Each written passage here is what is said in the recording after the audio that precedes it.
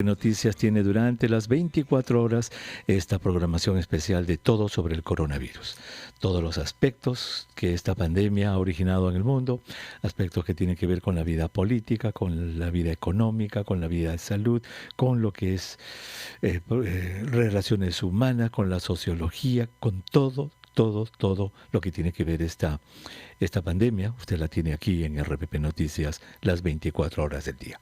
Nos toca empezar nuestra franja de salud y gracias por estar con nosotros, gracias por permitirme acompañarlo, permitirme acompañarla, señora. Buena noticia hoy día que nos dan. Qué buena noticia esta en realidad. Un señor de 90 años, un peruano de 90 años, él se llama Valerio Santa Cruz Fernández, de Cajamarca, de 90 años, salió de alta del Hospital 2 de Mayo. Le ganó al COVID-19. Le ganó. Lo tuvieron hospitalizado. Los doctores temblaban, seguramente temblaban. ¿A qué hora se complica? ¿A qué hora se complica? La literatura médica dice que todos los que pasan de 80 años, más del 50% se muere. ¿A qué hora se complica, don Valerio? ¿A qué hora se complica? Y sabe que don Valerio no se complicó para nada, la pasó tranquilo, 19 días hospitalizado, le han dado de alta, le han dado su homenaje a la casa. Don Valerio, de 90 años, le ganó al virus. Este es un ejemplo de lo diversos que somos los seres humanos. Es un ejemplo de diversidad.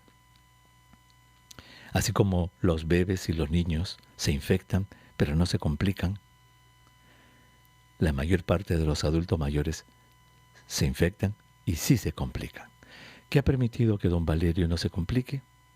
Le juro, nadie lo sabe. Esas son cosas personales. ¿Será genética?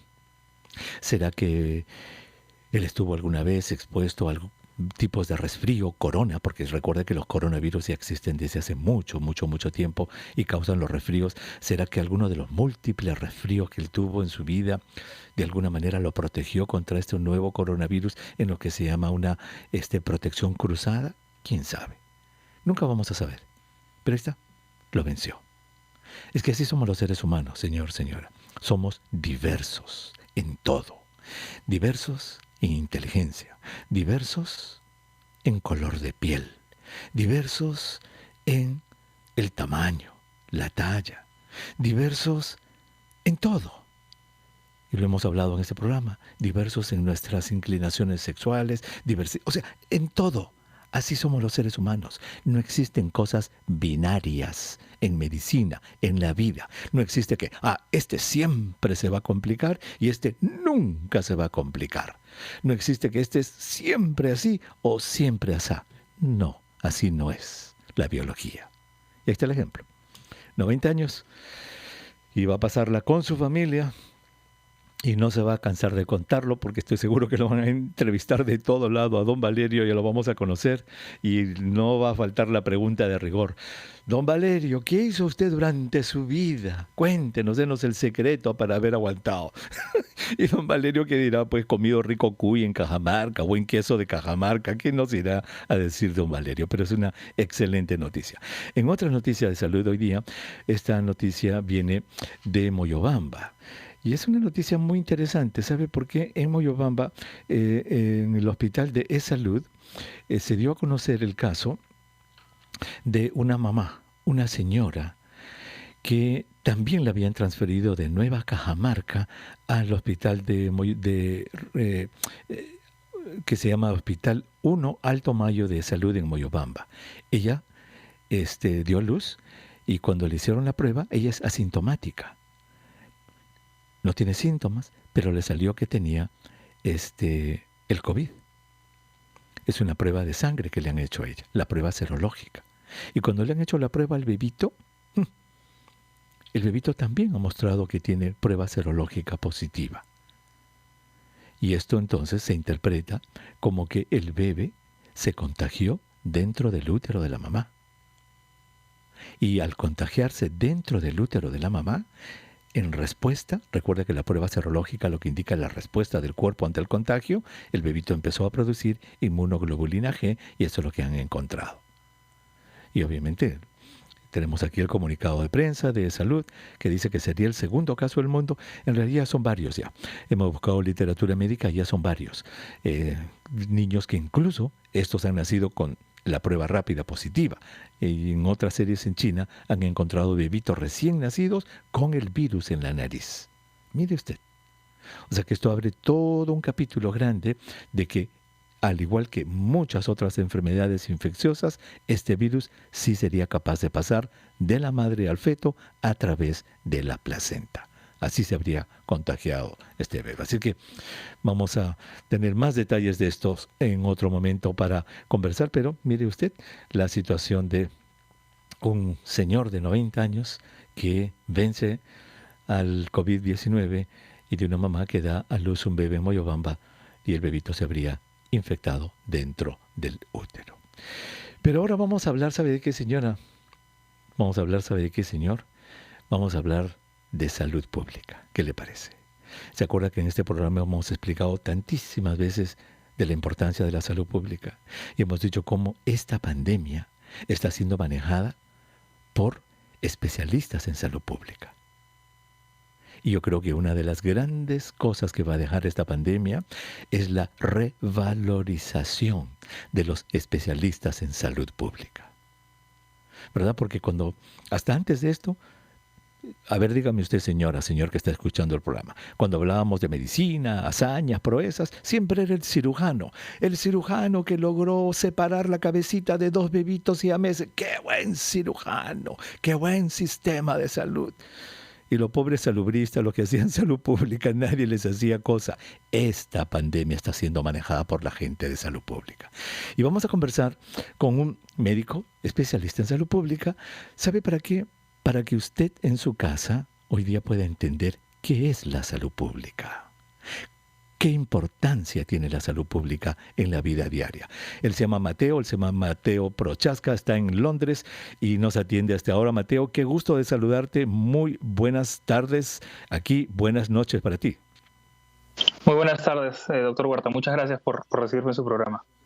Encantado de tenerte, Mateo. Muchísimas gracias.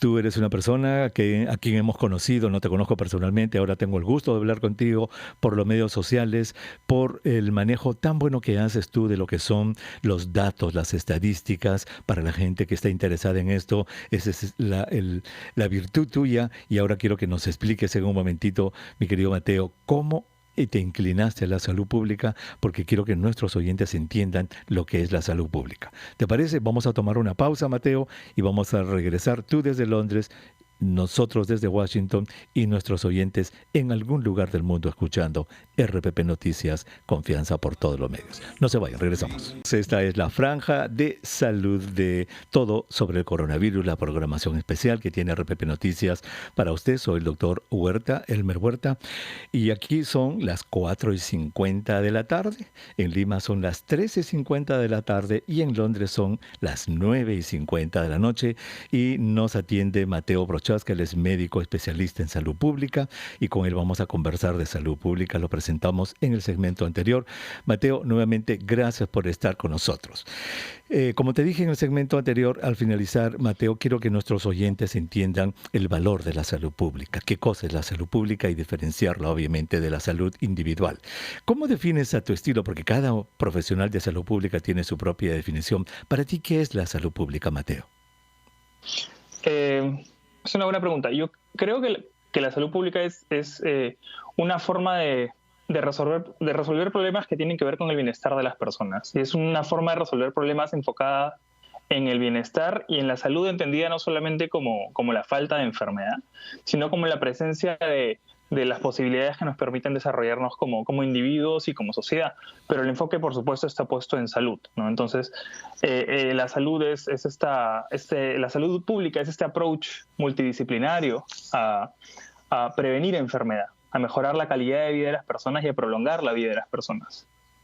Ujú, exactamente. Y opuesta, por ejemplo, a lo que es la salud individual, ¿verdad? Yo siempre pongo este ejemplo, Mateo, en el que una persona va a ver a la doctora, al doctor o al proveedor de salud de un centro y va con tuberculosis. Muy bien. Y después al rato llega otro con tuberculosis. Muy bien. Y a ese paciente que va con tuberculosis, Mateo, pues hay que darle su medicina, hay que tomarle su radiografía al individuo, a la persona. Pero cuando ya empiezan a llegar 4, 8, 10, 12, si este profesional de la salud tiene la salud pública en su cabeza, se va a hacer una pregunta vital que es, ¿y por qué están llegando tantos pacientes con tuberculosis? ¿Qué está pasando en la comunidad? ¿Qué está pasando en el pueblo?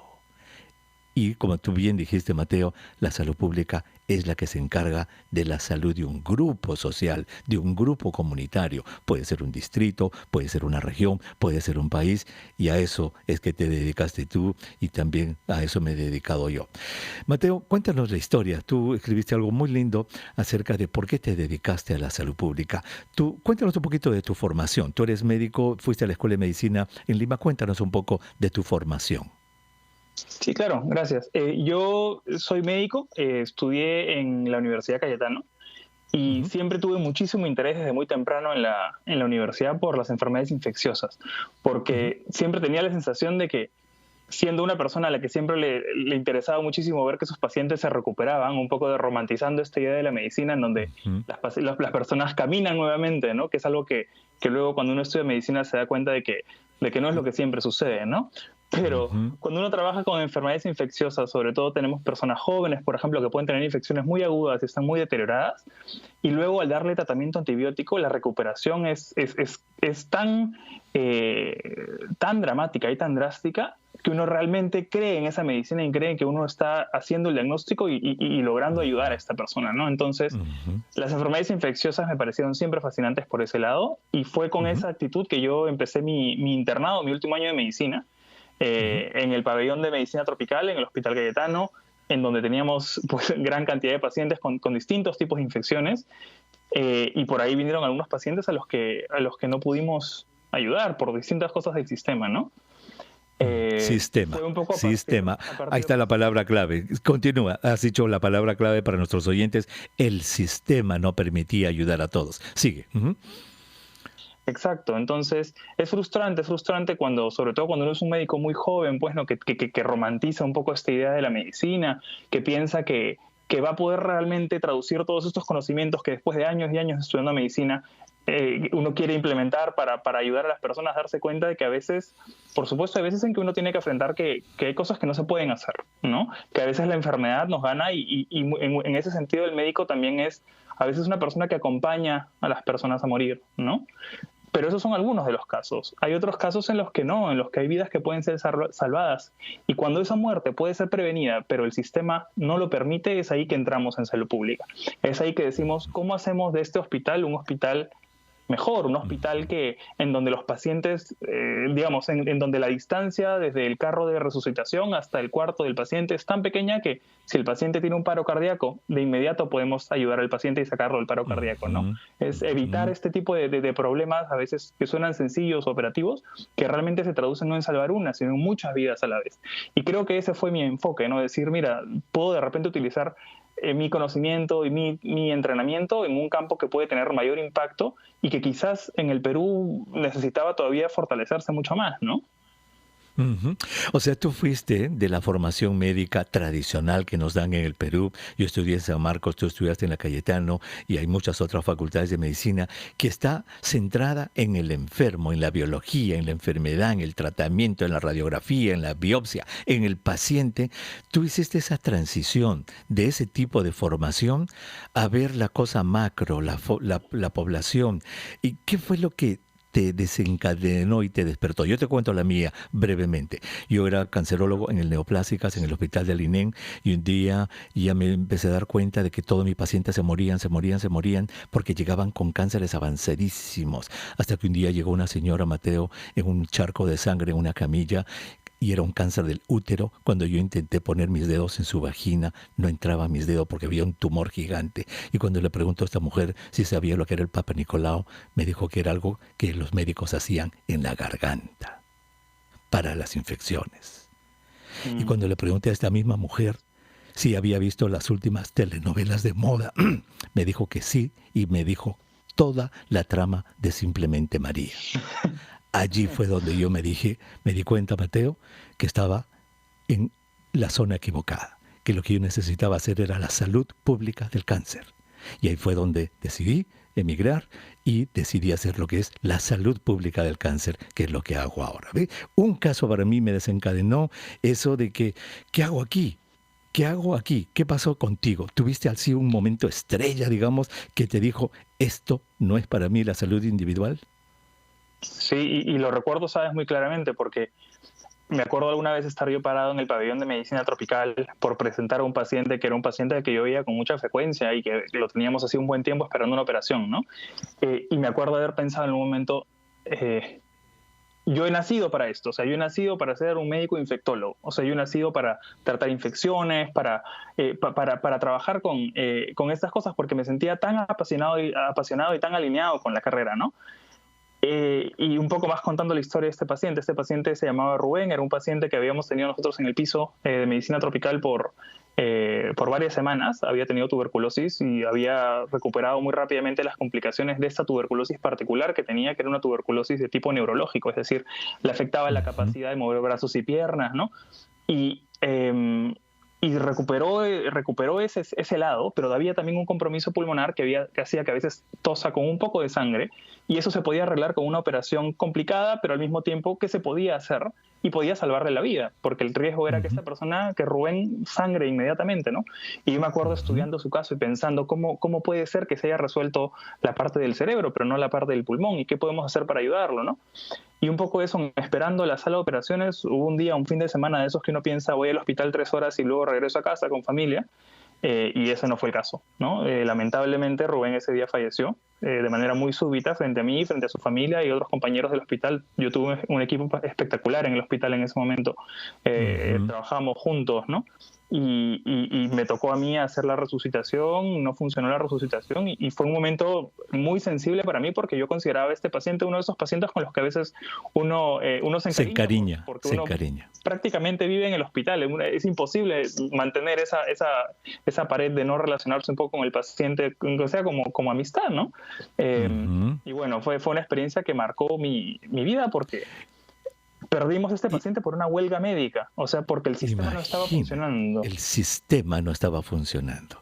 Ahí es donde tuviste de que tú podías haber corregido eso si hubiéramos tenido un sistema de salud adecuado. Y así es como la gente de salud pública descubre y mira lo macro, mira el sistema. Y eso es lo que estamos viendo con esta pandemia. ¿Por qué estamos haciendo esta cuarentena? Eso lo hemos explicado a nuestros oyentes decenas de veces. Estamos haciendo esta cuarentena no solamente para salvar vidas, que es lo más importante, sino para salvar al sistema de salud. Nuestro sistema de salud en el Perú, Mateo, tú lo conoces muy bien, es precario. ¿Qué hubiera pasado si hubiéramos tenido decenas, centenares de pacientes requiriendo unidad de cuidados intensivos si solamente tenemos 504? Eso es salud pública. Todo esto lo estamos haciendo por la salud pública de nuestro Perú.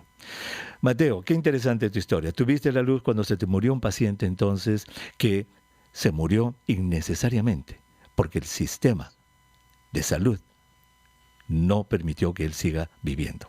Y ahí fue donde tú dijiste, la salud pública es para mí y te has dedicado ahora y quiero que cuando regreses nos cuente por favor qué es lo que haces, a qué te has dedicado y sobre todo quiero que nos interpretes varios de los gráficos y estadísticas que tenemos en este momento para ayudarnos a entender cómo es esto del aplanamiento de la curva.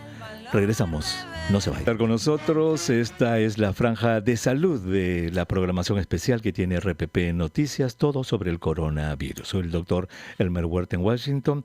En Londres nos atiende el doctor Mateo Prochaska, él es médico, él es especialista en salud pública. Y lo que hemos querido hacer conversando con él, y ya nos lo dijo en la primera media hora, es que definamos lo que es la salud pública, por qué se dedicó a la salud pública y cómo es que ahora está trabajando en salud pública. Y esto, señor, señora, para que todos entendamos que en el mundo de la medicina no solamente está el doctor que opera, el doctor que receta, el doctor que es el capo ahí de la medicina individual. sino están las decenas, los centenares, los miles de profesionales de salud pública que son especialistas en eso, en salud pública, en salud de la gente, de la comunidad.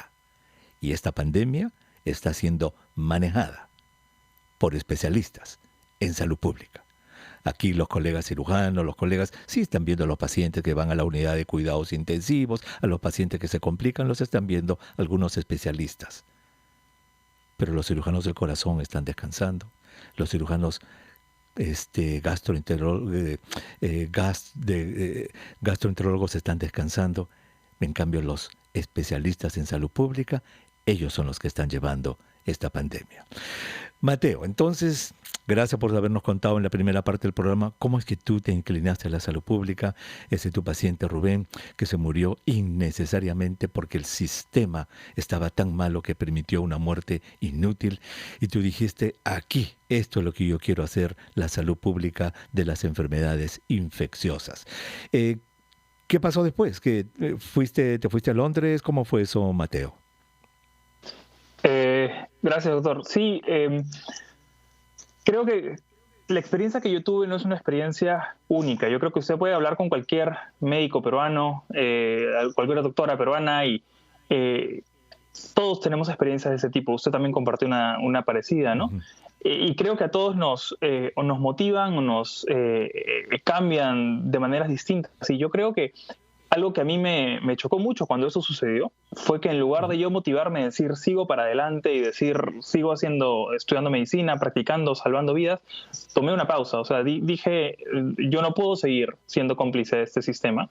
Terminé el internado y luego dije, necesito darme un descanso y trabajar en otra cosa mientras pienso qué hago con lo que he aprendido, ¿no?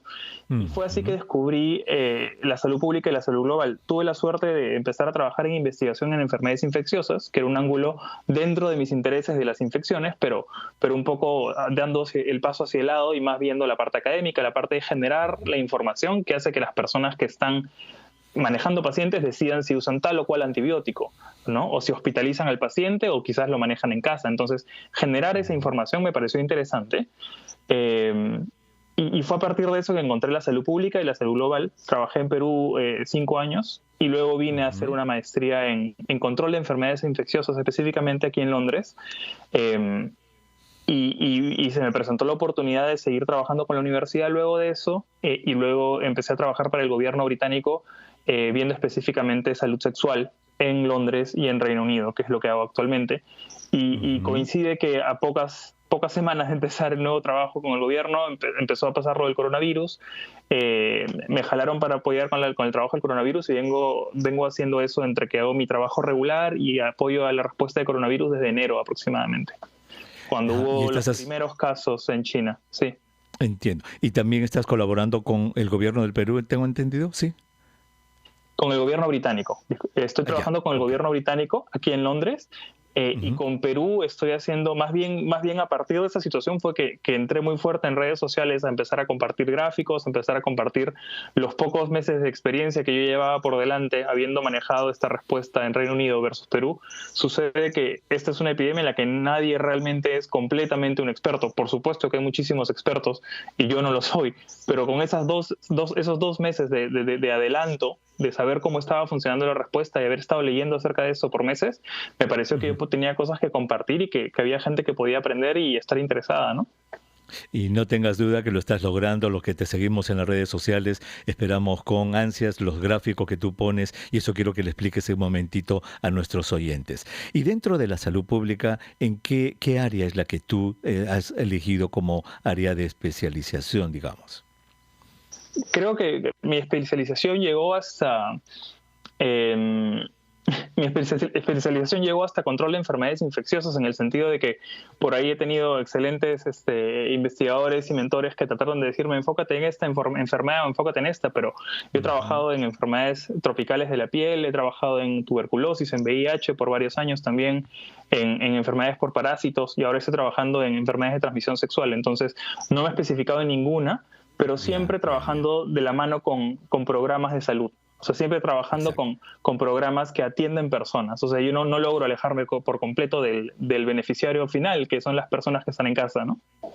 Exactamente. Y lo interesante, y yo lo he compartido con nuestros oyentes aquí, Mateo, es que la salud pública es una especialidad tan maravillosa que se puede hacer desde cualquier ángulo. Tú no necesitas ser un profesional de la salud para hacer salud pública. Y he contado la anécdota como en mi primer día, Mateo, en la Escuela de Salud Pública de la Universidad Johns Hopkins aquí en Baltimore, me tocó sentarme a un caballero que lo estaba al lado mío, entonces entablamos una conversación y cuando le pregunto, yo con mi mente peruana, que debe ser un doctor, ¿no?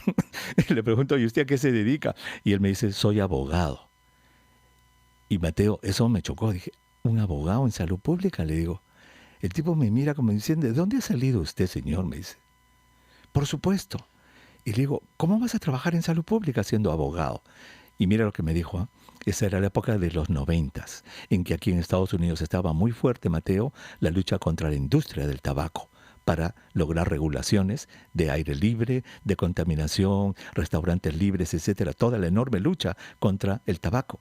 Y él me dijo, a mí me dijo, me da indignación ver cómo los abogados de la industria del tabaco son tan buenos que se compran a los congresistas y se saben ganar todos los juicios y yo voy a trabajar para asesorar a los salubristas en el tabaco.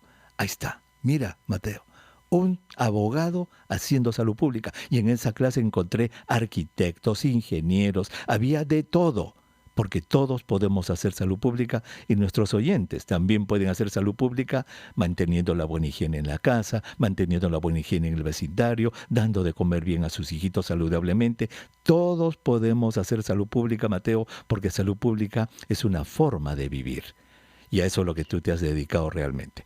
Mateo, vamos a hacer una pequeña pausa nuevamente. Cuando regresemos quiero que me cuentes y ya específicamente cómo ves esta pandemia, cómo la estamos pasando y quiero que nos expliques una curva y quiero que le recuerdes a nuestros oyentes precisamente este concepto del aplanamiento de la curva. Regresamos, no se vayan. La programación especial que tiene RPP Noticias, todo sobre el coronavirus. Soy el doctor Elmer Huerta en Washington. Son las 5 de la tarde con 18 minutos. Aquí son las 4 y 18 minutos en Lima y ya son las, ¿qué hora? En Londres, 10 de la noche con 18 minutos. Mateo Prochaska, médico peruano, está trabajando para el gobierno inglés allí y es especialista en salud pública y lo que hemos hablado hasta ahora es la importancia que tiene la salud pública, señora, y como usted que está escuchando el programa, usted puede hacer salud pública.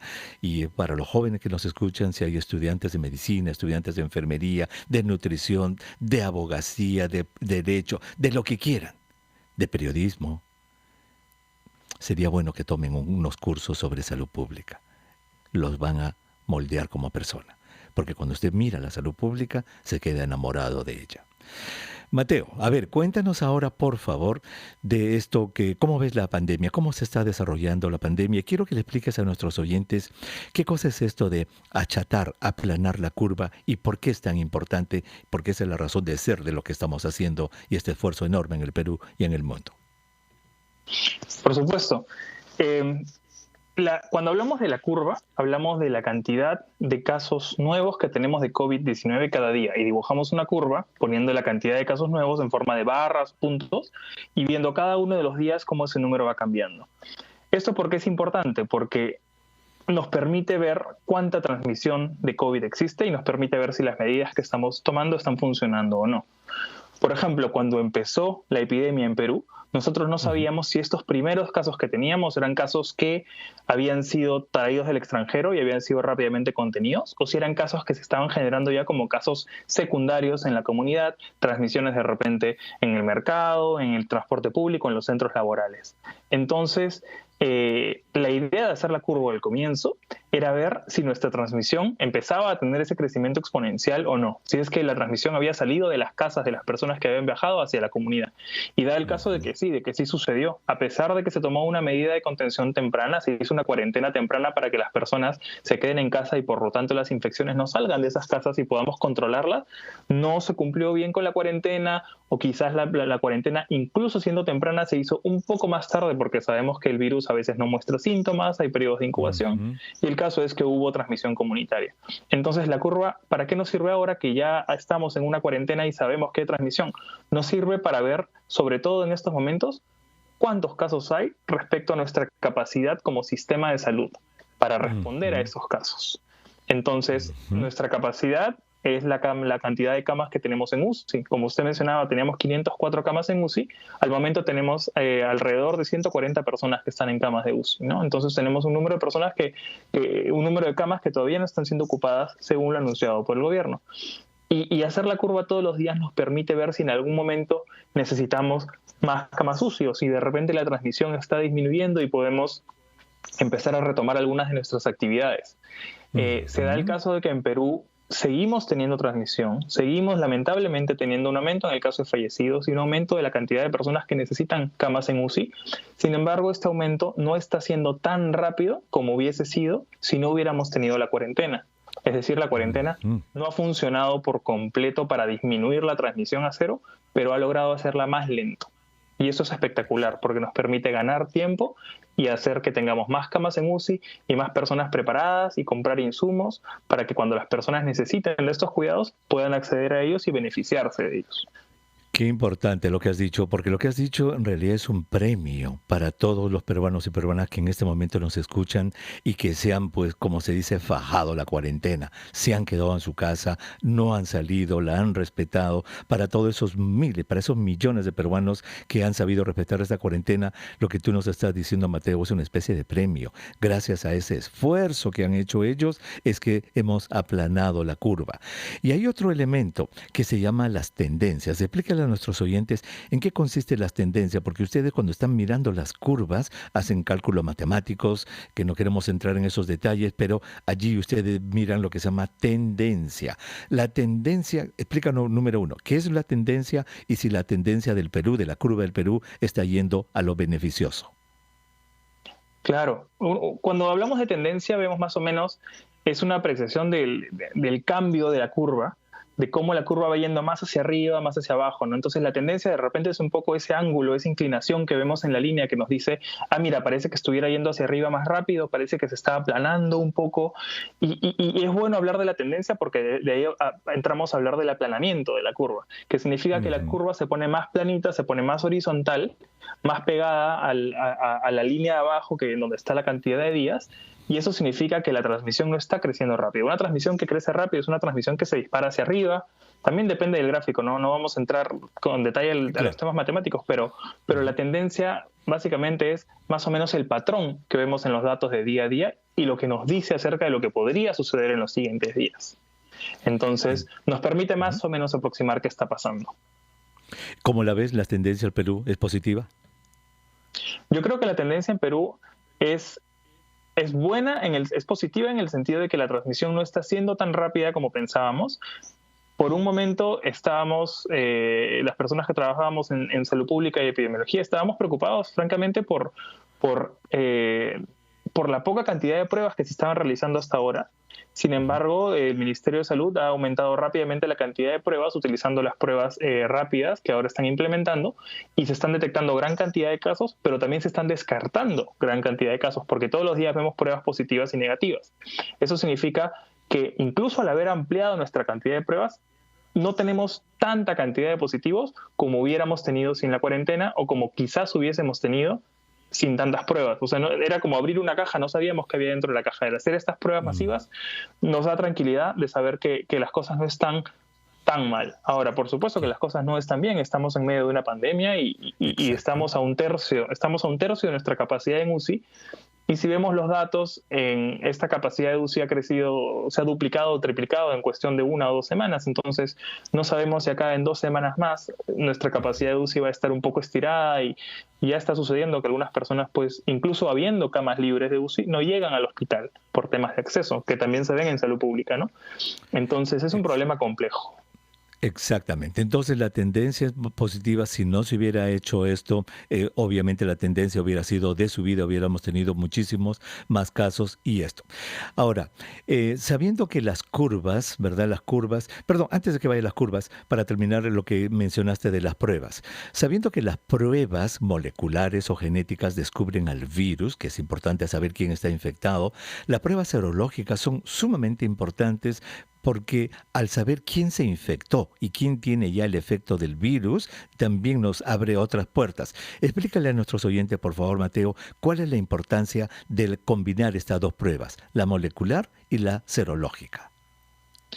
Por supuesto. La prueba serológica, como bien mencionaba, detecta la respuesta al virus. Es decir, si el cuerpo ha desarrollado algún anticuerpo, que es como un aparato de detección para saber si el virus existe o no.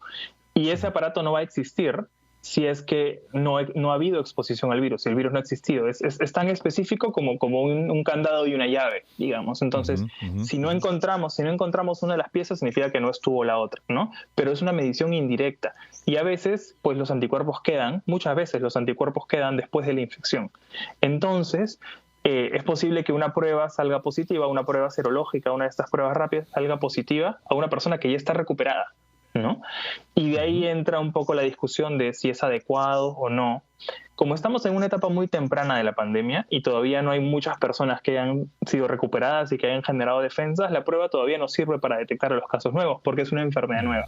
Pero puede ser que con el tiempo estas pruebas pierdan algo de valor, ¿no? Ahora, la prueba molecular detecta el virus. Entonces, el virus va a estar solamente presente en una persona que está con la infección o la enfermedad o que está recién recuperándose y que todavía tiene pequeñas partículas que pueden ser detectadas por esta prueba PCR, esta prueba molecular, que como bien dice es una prueba genética que detecta el ARN de este virus, ¿no? Es un virus de ARN y este virus es detectado. Entonces, pues son pruebas que hacen distintas cosas, ¿no? Entiendo. Hoy día en Estados Unidos, mira, se ha aprobado, la FDA ha aprobado que 2 laboratorios más empiecen a vender las pruebas serológicas, las pruebas de anticuerpos. Y ya hay un laboratorio que había logrado la licencia de tal modo que aquí en Estados Unidos son 3 y se anunció hoy día, y esto es lo que tú has dicho, de que con el tiempo, cuando se hagan estas pruebas serológicas en las próximas semanas o meses, se va a tener un mapa de cómo está distribuida la enfermedad en Estados Unidos y eso va a ayudar a los profesionales de salud pública a hacer campañas localizadas o a darse cuenta de cuán prevalente, cuánto se ha extendido esta enfermedad en Estados Unidos y para eso sirven las pruebas serológicas para hacer los mapeos, Mateo, ¿cierto?, de los casos. Así es. Las pruebas serológicas pueden ser utilizadas para ver sitios en donde ha habido mucha transmisión antes, sitios en donde de repente ya puede haber algo de inmunidad, pero se necesitan más estudios todavía para eso. ¿Qué pasa? Coronavirus, COVID-19 es una enfermedad nueva que nos ha agarrado a muchos por sorpresa y estamos generando la evidencia mientras caminamos, estamos construyendo el camino mientras caminamos. Entonces, vamos a ver cómo van las cosas, pero definitivamente, si bien esta pandemia es una crisis, es también una oportunidad grande para reforzar la salud pública, para generar más conocimiento, para que todos aprendamos más de qué pruebas son las que funcionan mejor en una pandemia de este tipo. Entonces el campo se sigue desarrollando. Como dijo Machado, caminante no hay camino, se hace camino al andar y eso es lo que estamos haciendo todos los días, aprendiendo cosas nuevas sobre este virus y su comportamiento en la comunidad. Mateo, muchísimas gracias por haber estado con nosotros en el programa, que tengas buenas noches en Londres, nos ha encantado tu historia y el público te conoce y dale un mensaje así de 30 segundos a los jóvenes, Mateo, a los jovencitos que nos estarán escuchando, de repente son estudiantes de alguna disciplina, trata de venderle la salud pública en 30 segundos, a ver. A ver, yo creo que la salud pública es un campo fascinante. No tienes que ser médico, enfermero, doctora, enfermera, obstetriz, obstetra para estar en salud pública. Puedes ser comunicador, puedes querer ser abogado, incluso administrador. Hay tanto lugar para la administración en salud. Y yo creo que lo que coronavirus va a generar es una demanda y una necesidad de expertos en salud pública en todo el Perú. Entonces, si tú eres una persona joven que está interesada en ayudar al país desde el rubro que sea, busca de repente cursos de salud pública, empieza a averiguar sobre eso, porque el Perú realmente necesita personas que estén haciendo salud pública y que estén ayudando a mejorar nuestro sistema de salud, porque lamentablemente esta no va a ser la primera pandemia. Vendrán otras y tenemos que estar preparados. Muy bien. Mateo Prochaska, doctor Mateo Prochaska, muchísimas gracias por haber estado con nosotros. Buena suerte y te vamos a seguir siguiendo los medios sociales para que nos sigas instruyendo en lo que es el manejo de la curva. Muchas gracias, Mateo. Muchísimas gracias, doctor. Buenas noches. Maravilloso. Lo que dijo al final fue música para mis oídos. ¿Ah? Vamos a necesitar más especialistas en salud pública. Todos podemos hacer salud pública y la salud pública es tan importante como lo es la medicina individual.